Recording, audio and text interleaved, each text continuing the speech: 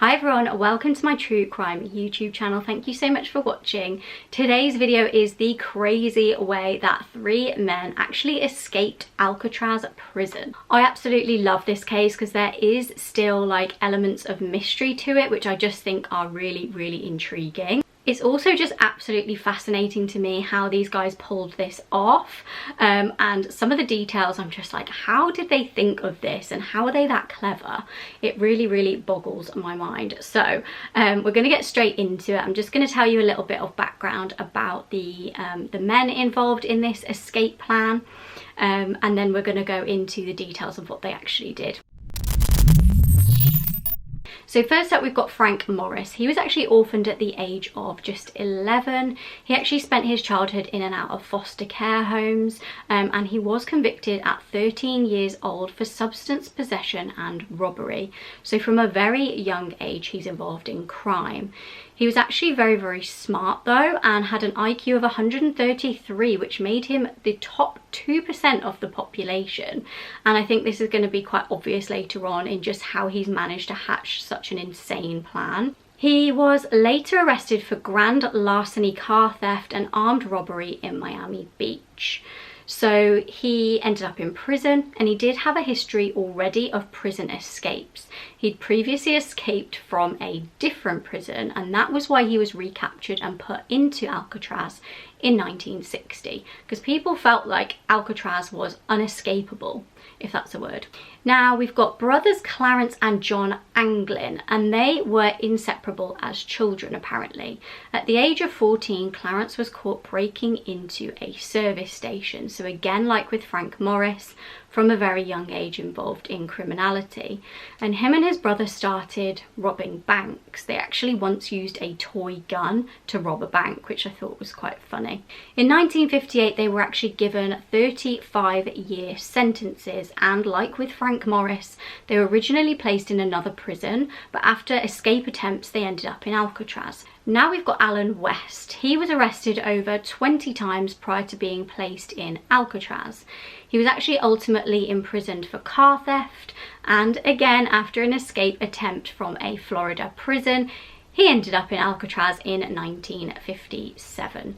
So you might be thinking, why have I mentioned 4 men here when I said it was the 3 men that escaped Alcatraz? One of them actually didn't manage it, but we'll get into that in just a minute. So in December 1961, these men were all in adjacent cells and started planning their escape. Now, they actually did all know each other from different prison stints, and I do think it's quite strange that they decided to put all of these men who knew each other previously, they'd all previously escaped or tried to escape from prisons. They're going to all bunch them together where they can talk and potentially create a plan together. Like, that feels like a really stupid idea from whoever was organising that prison. So how on earth were they planning to escape from a maximum security prison on a literal island in the middle of the sea? That's what I think is just so crazy about this case, because it's not like a normal prison.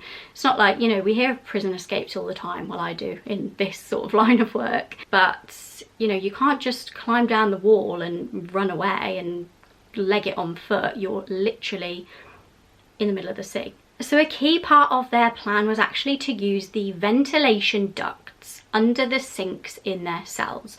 All of the cells had, you know, a little sink to wash and things with, and they had little vents underneath them.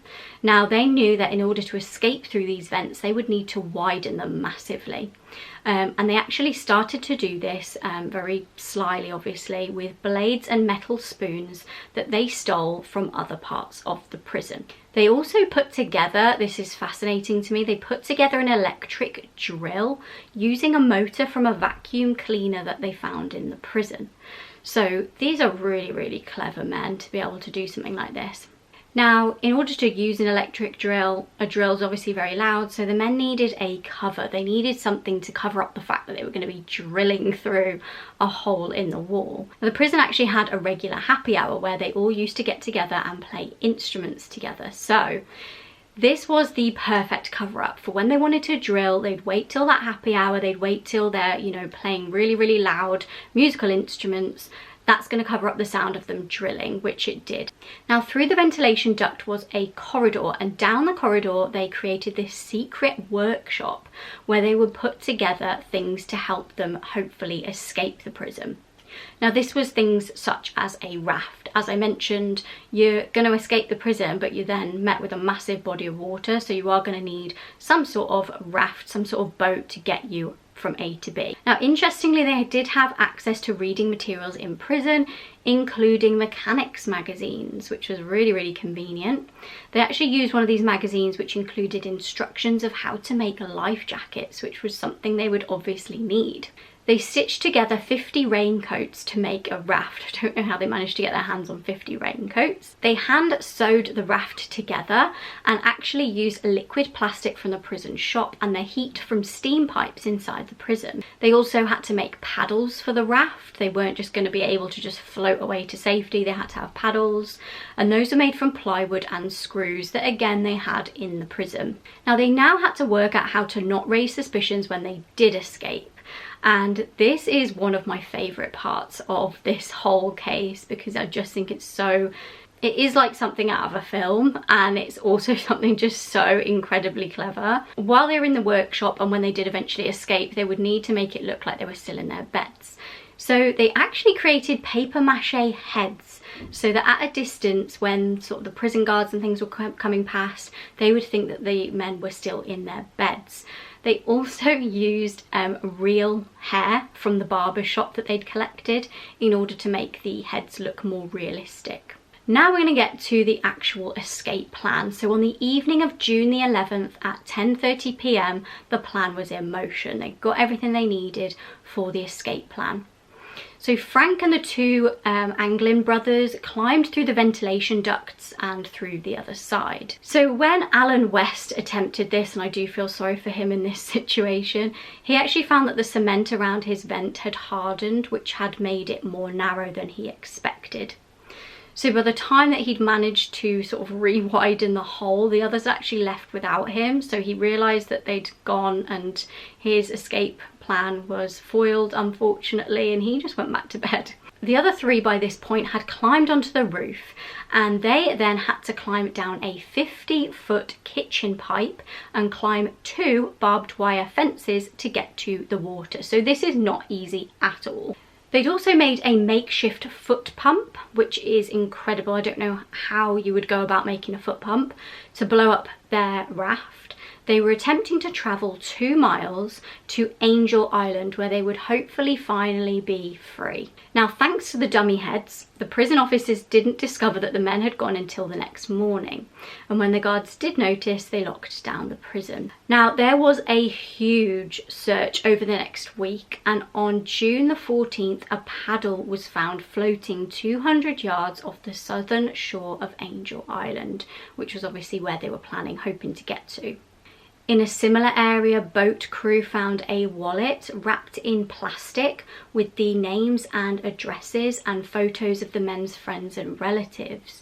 Now the theory here is that maybe they had this kind of kept on them, wrapped in plastic, in order for when they got to the other side, when they got to sort of the real world, I suppose, they would be able to contact people and have a means of kind of escape, a means of staying with people.